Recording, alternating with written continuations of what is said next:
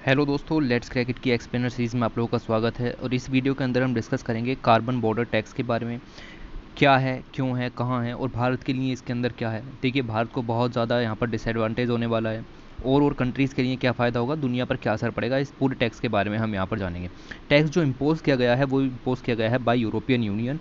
Okay, तो उसके कारण क्या क्या इम्पैक्ट होंगे उन सभी चीज़ों को हम यहाँ पर डिस्कस करेंगे। तो चलिए वीडियो स्टार्ट करते हैं और देखते हैं कि क्या चीज़ें इंपॉर्टेंट हो जाती हैं। देखिए, ये जो आपका इनिशिएटिव लिया गया, ये लिया गया बाय द यूरोपियन यूनियन। और ये जो आपका प्लान है, ये टैकल करेगा क्लाइमेट चेंज को। क्लाइमेट चेंज एक बहुत बड़ा खतरा है। आईपीसीसी की रिपोर्ट भी यहाँ पर जारी हो चुकी है, जो कि बहुत गंभीर मुद्दे यहाँ पर उजागर करती है। अच्छा, ये इस तरीके का पहला टैक्स है। इससे पहला टैक्स पूरी दुनिया में कहीं पर भी नहीं लगाया गया है। और इस टैक्स की जो खास बात ये होगी कि ये एक कार्बन टैरिफ के नाम से जाना जाएगा। जो आपका कार्बन बॉर्डर टैक्स है, ये एक तरीके का टैरिफ ही हो गया, क्योंकि इंपोर्ट्स पर ये यहाँ पर लगाया जा रहा है from the countries that are not taking similar aggressive steps to slash their own planet warming green house gas emission. तो इस चीज़ को अगर मैं आपको समझाऊँ तो आप यहाँ पर देखिए। ठीक है, मान लीजिए कि ये आपका यूरोपियन यूनियन का पार्ट हो गया, ये आपका इंडिया हो गया। यूरोपियन यूनियन के अंदर क्लाइमेट चेंज को टैकल करने के लिए बहुत सारे नियम कानून हैं, बहुत कठिन कठिन लॉज हैं। आपको इतना पैसा देना होगा अगर आप ग्रीन हाउस गैस जनरेट करते हो, CO2 जनरेट करते हो। इंडिया में ऐसे लॉज कम हैं। तो यहाँ की जो कंपनीज़ हैं वो क्या करेंगी कि डोमेस्टिक मैन्युफैक्चरिंग को बढ़ावा ना दे करके, क्योंकि उससे CO2 पैदा होगी, वो इंडिया से इन चीज़ों को इम्पोर्ट करेगी। जैसे स्टील है, ठीक है, इस चीज़ को यहाँ पर ये इंपोर्ट करेगी। अब इंडिया में तो ये सब चीप रेट पर यहाँ पर प्रोड्यूस किया जा रहा है, मैन्युफैक्चर किया जा रहा है। क्यों? क्योंकि हमने तो ऐसे ग्रीन हाउस गैस वगैरह के लिए कोई नॉर्म्स तो रखे नहीं हैं। तो अब ये जब यूरोपियन यूनियन की कंट्रीज़ इंपोर्ट करेंगी, तो इंपोर्ट करने पर इनको जो चीज़ें हैं वो यहाँ पर सस्ती पड़ेंगी और डोमेस्टिक कंपनीज पूरी तरीके से बर्बाद हो जाएंगी। बात समझ में आया? तो यूरोपियन यूनियन का कहना ये है कि जितना पैसा डोमेस्टिक इंडस्ट्रीज़ यहाँ पर दे रही हैं in the form of carbon tax, उतना ही पैसा बाहर की कंपनियों को देना पड़ेगा in the form of carbon tariff. बात समझ में आई? तो ये आपका इशू यहाँ पर है, ताकि डोमेस्टिक जो मार्केट है, डोमेस्टिक मैन्युफैक्चरिंग मार्केट है, वो बचा रहे। जो बाहर वाली कंपनियां हैं वो पूरे मार्केट को कब्जा ना कर लें यूरोपियन यूनियन के। इस तरीके के जो इनिशिएटिव हैं, इसको कहा जा रहा है कार्बन बॉर्डर टैक्स। बाहर से आने वाले इंपोर्ट्स बहुत ज़्यादा सस्ते ना हो जाएं, इसी वजह से डोमेस्टिक मैन्युफैक्चरिंग को बचाने के लिए ये काम यहाँ पर किया गया है। राइट, तो आप देखिए कि कार्बन बॉर्डर टैक्स है क्या। एक carbon border tax is a tax on carbon emission. मतलब आप कार्बन इमिशन कर रहे हो तो आपको उसके ऊपर टैक्स देना पड़ेगा। इम्पोज ऑन इम्पोर्टेड गुड्स, याद रखना इसको, इम्पोर्टेड गुड्स के ऊपर ये टैक्स यहाँ पर लगाया जाएगा। ऐसी कंट्रीज से अगर इम्पोर्टेड गुड्स आ रही हैं जिनके अंदर कोई भी क्लाइमेट पॉलिसीज़ नहीं है क्लाइमेट चेंज को टैकल करने के लिए। बात समझ में आई? तो जैसे इंडिया का एग्जांपल दिया, ऐसे ही बहुत सारी हैं, जैसे ब्राज़ील वगैरह हैं, उनके अंदर क्लाइमेट चेंज को टैकल करने के लिए अच्छे स्ट्रिंजेंट लॉ नहीं हैं। तो वहाँ से जितनी भी चीज़ें यूरोपियन यूनियन के अंदर जाएंगी, उन सभी पर कार्बन बॉर्डर टैक्स लगाया जाएगा।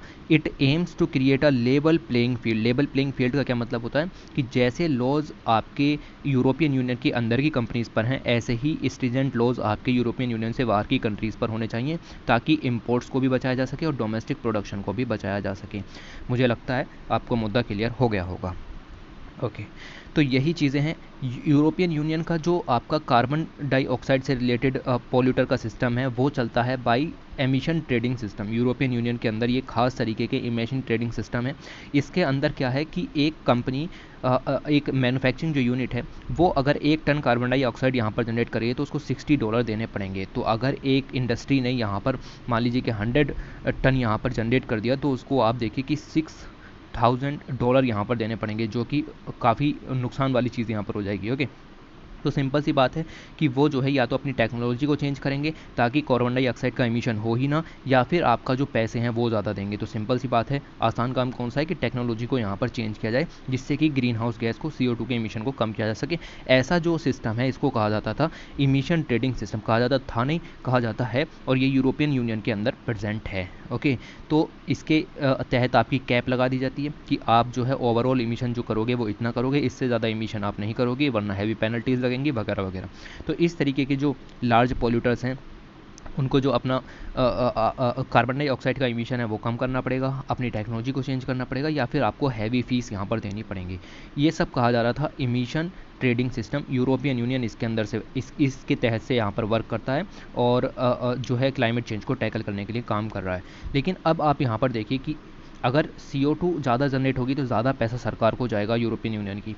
तो कंपनीज़ का क्या है कि हो सकता है कि डोमेस्टिक मैन्युफैक्चर ना करके आने वाले इंपोर्ट्स जो हैं वो सस्ते पड़ रहे हों। तो मान लीजिए स्टील है, स्टील का प्रोडक्शन यूरोपियन यूनियन के अंदर ना करके बाहर से इंपोर्ट कर लिया जाए तो सस्ता पड़ता हो, तो ऐसा कंपनीज यहाँ पर कर सकती हैं, तो लॉस सारे बेकार हो जाएंगे।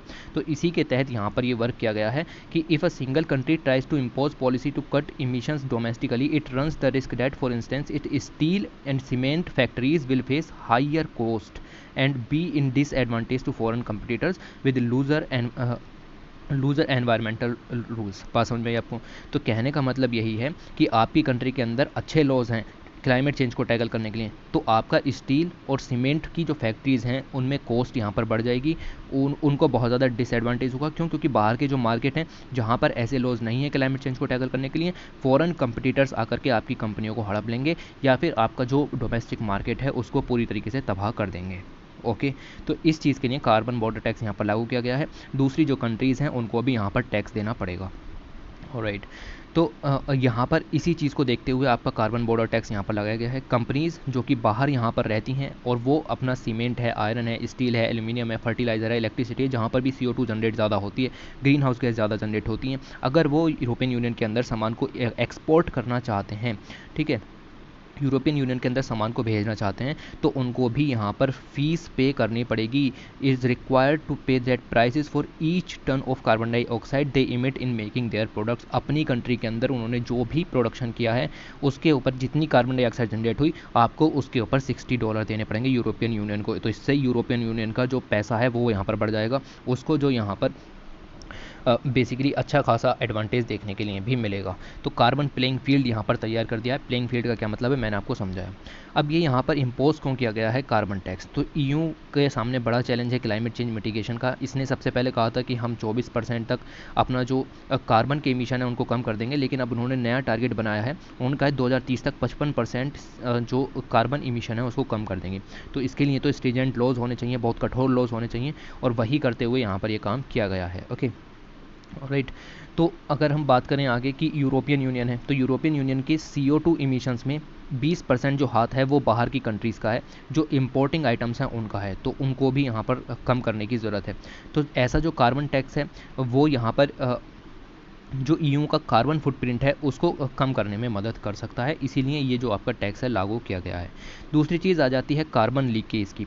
तो इमिशन ट्रेडिंग सिस्टम है ऑफ EU जो कि आपका कैप लगा देता है कि आप इतने से ज़्यादा CO2 जनरेट नहीं कर सकते, और अगर आपने 1 टन CO2 यहाँ पर रिलीज़ की तो आपको $60 देने पड़ेंगे। ठीक है, इस तरीके के जो रूल्स हैं वो दूसरी कंट्रीज़ में नहीं हैं। तो क्या होगा कि या तो कंट्री अपना टेक्नोलॉजी चेंज करेगी, या कंट्री अपना कंपनी जो है वो अपना या तो टेक्नोलॉजी चेंज करेगी या फिर अपना प्रोडक्शन यूरोपियन यूनियन के अंदर बंद कर देगी और ऐसी कंट्री में जाकर के स्थापित करेगी जहाँ पर कि कोई लॉज नहीं है। तो इसे कहते हैं कार्बन लीकेज। मतलब लीकेज तो हो गई, मतलब दूसरी कंट्री में प्रोडक्शन होगा, दूसरी कंट्री में प्रोडक्शन होगा तो कार्बन डाइऑक्साइड तो वातावरण में जाएगी ना। तो यूरोपियन यूनियन को किस चीज़ से मतलब है? ये नहीं कि यूरोपियन यूनियन के अंदर ही कार्बन डाइऑक्साइड जनरेट हो रही है, पूरी दुनिया की कार्बन डाइऑक्साइड को खत्म करना है। This is a collective responsibility of the world. ठीक है, तो ये कार्बन लीकेज के नाम से जाना जाता है। कंपनी ने अपना जो प्रोडक्शन यूनिट है वो यूरोपियन यूनियन के अंदर बंद किया और जो है वो दूसरी कंट्री में जाकर के खोल लिया, तो इससे कोई फ़र्क ही नहीं पड़ा, कार्बन डाइऑक्साइड का एमिशन रुकेगा ही नहीं। ओके, तो इसीलिए ये सब जो लॉज हैं वो लागू किए गए हैं। दूसरी चीज़ अगर हम देखें तो इसके कारण जो इम्पैक्ट पड़ेंगे यूरोपियन यूनियन ने कार्बन बॉर्डर टैक्स, तो डिसइंसेंटिवाइज कार्बन एक्सटेंसिव गुड्स। तो ऐसी जो गुड्स हैं जैसे स्टील है, सीमेंट है, फर्टिलाइज़र, एल्युमिनियम है, इनकी जो आपका प्रोडक्शन है उसको थोड़ा सा ये इम्पैक्ट कर सकता है, और साथ ही मिलेगा आपको कि उसके ऊपर हैवी टैक्सेस भी यहाँ पर लगाए जाएंगे। डिजिटल सर्टिफिकेट भी दिए जाएंगे, जितना कि आप कार्बन डाइऑक्साइड इमिशन करते हो उस हिसाब से आपको यहाँ पर सर्टिफिकेट दिए जाएंगे। बेनिफिट फॉर सर्टेन कंट्रीज़, कुछ कंट्रीज़ ऐसी हैं जिनको यहाँ पर बेनिफिट होगा, जैसे जिन कंट्रीज़ के अंदर पहले से ही क्लाइमेट चेंज से रिलेटेड रूल्स हैं, यूरोपियन यूनियन उनको फ़ायदा देगा कि आपके पास रूल्स हैं, आपके पास ये टैक्स नहीं लगेगा। ओके, तो tax that have already paid, ये चीज़ समझनी है। कुछ कंट्रीज़ ऐसी हैं जो बहुत ज़्यादा अफेक्ट होंगी, जैसे रशिया है, ब्रिटेन है, यूक्रेन है, टर्की है, चाइना है। ओके, क्योंकि ये बहुत ज़्यादा एक्सपोर्ट करती हैं फर्टिलाइज़र का, आयरन का, स्टील का, एल्युमिनियम का यूरोपियन यूनियन पर, तो इन पर अच्छा खासा टैक्स यहाँ पर लगेगा। ओके, तो ये सब चीज़ें आपको यहाँ पर ध्यान रखनी है। इशूज़ क्या हैं इसके बीच में? तो जो बेसिक कंट्रीज़ हैं, बेसिक कंट्रीज़ के अंदर आ जाता है Brazil, south Africa, India, China. ऐसी कंट्रीज़ हैं, ये कह रही हैं कि भाई एक था क्लाइमेट आपका पेरिस क्लाइमेट डील, और उसके अंदर हमने कहा था common but differential responsibility and respective capabilities, CBDRRC। मतलब ये है कि डेवलप्ड कंट्रीज़ ने अपना जो काम है वो कर लिया, उन्होंने पोल्यूशन किया, उन्होंने फैक्ट्रीज़ को बनाया, इकोनॉमिक ग्रोथ की, लेकिन डेवलपिंग कंट्रीज़ ने अभी ऐसा कुछ नहीं किया है। तो इनके बीच में अंतर है, ठीक है, इनके बीच में अंतर है, डिफरेंशिएटेड ट्रीटमेंट आपको इनको देना पड़ेगा। डेवलप्ड कंट्रीज़ अपना वर्क करती रहें क्लाइमेट चेंज को रोकने के लिए, लेकिन डेवलपिंग कंट्रीज़ को ना रोकें। तो अब ये जो आपका यू का प्रपोजल है ये आपका डिस्क्रिमिनेटरी हो गया। इन्होंने ये बात कही है कि ये तो आपका जो आपकी डेवलपिंग कंट्रीज़ है उनको भी रोक रहा है, तो उनको रोकने का काम नहीं होना चाहिए। ओके, तो जो रिच कंट्रीज़ हैं वो तो ऐसा कर सकती हैं, लेकिन जो आपकी डेवलपिंग कंट्रीज़ हैं जहाँ पर अभी तो बहुत सारे फाइनेंशियल टेक्नोलॉजिकल चेंजेस हैं, चैलेंजेस हैं, उनको ये सब लॉज आपको नहीं देने चाहिए अभी। तो ऐसे जो लॉज हैं वो आपको सिर्फ ऐसी कंट्रीज़ पर लगाने चाहिए जहाँ पर अच्छा टेक्नोलॉजिकल डेवलपमेंट हो चुका है। ओके, ये चीज़ मिलेगी। इंडिया के ऊपर क्या इम्पैक्ट पड़ेगा? तो इंडिया जो है वो आपका यूरोपियन यूनियन का थर्ड लार्जेस्ट ट्रेडिंग पार्टनर है, और जब ऐसे प्राइसेस यहाँ पर बढ़ जाएंगे इंपोर्ट पर, सीमेंट पर, आपका स्टील पर, ठीक है, आयरन पर, तो यहाँ पर आपकी जो इंडियन गुड्स हैं वो लेस अट्रैक्टिव हो जाएंगी फॉर द बायर्स, क्योंकि महंगी हो गई हैं आइटम। ओके, तो tax would create a serious near term challenges यहाँ पर क्रिएट हो जाएंगे for the companies with larger green house gas footprint. कहने का मतलब ये है कि इंडिया से जाने वाला सामान यूरोपियन यूनियन में महंगा बिकेगा, जिसकी वजह से हमारी डिमांड यूरोपियन यूनियन के अंदर कम हो जाएगी। एक थी रियो डिक्लेरेशन। रियो डिक्लेरेशन के अंदर ये कहा गया था कि जितने भी लॉज हैं वो डेवलपिंग कंट्रीज़ पर अभी लागू नहीं होते हैं। देखिए यहाँ पर लिखा हुआ है which says that the standard applicable to developed countries can not apply to the developing countries. तो ऐसे लॉज जो डेवलप्ड कंट्रीज़ के ऊपर लागू होते हैं वो आपके डेवलपिंग कंट्रीज़ पर लागू नहीं होंगे, उनके लिए अलग से लॉज यहाँ पर बनाए जाएंगे। ओके, तो ऐसे लॉज जो EU यहाँ पर बना रहा है वो रियो डी जेनेरियो की जो डिक्लेरेशन है उसके हिसाब से नहीं है। ओके, तो ये चीज़ आपको मिलेगी। फिर प्रोटेक्शनिस्ट पॉलिसी, तो ये जो आपकी EU का कार्बन बॉर्डर टैक्स है ये एक तरीके से आपका देखें तो प्रोटेक्शनिज्म की पॉलिसी को अपनाता है। प्रोटेक्शनिज्म होता क्या है? ये होता है कि गवर्नमेंट की ऐसी पॉलिसीज़ जो कि रेस्ट्रिक्ट कर देती हैं इंटरनेशनल ट्रेड को डोमेस्टिक इंडस्ट्रीज़ को बढ़ावा देने के लिए। तो इससे डोमेस्टिक इंडस्ट्रीज़ बढ़ेगी या नहीं बढ़ेगी? जी हाँ, बिल्कुल बढ़ेगी। लेकिन एक बात ध्यान रखनी चाहिए कि EU जो है वो क्लाइमेट चेंज को टैकल करने के लिए अच्छा काम यहाँ पर कर रहा है, और इससे ज़्यादा ज़रूरी चीज़ इस समय दुनिया में कोई भी नहीं है। आप देखिए कि अगर हमने क्लाइमेट चेंज को टैकल नहीं किया तो 2050 तक हम यहाँ पर 1.5 डिग्री सेंटीग्रेड जो है वो क्रॉस कर चुके होंगे, और जो पूरी तरीके से जो आपका एनवायरनमेंट है वो तबाह हो जाएगा, हीट वेव्स बढ़ जाएंगी, सी लेवल राइज यहाँ पर देखने को मिलेगा, लगातार फ्लड्स देखेंगे, मॉनसून कंडीशंस बहुत ज़्यादा बेकार हो जाएंगी। IPCC की रिपोर्ट पढ़ाऊंगा कभी तो बताऊंगा, ठीक है।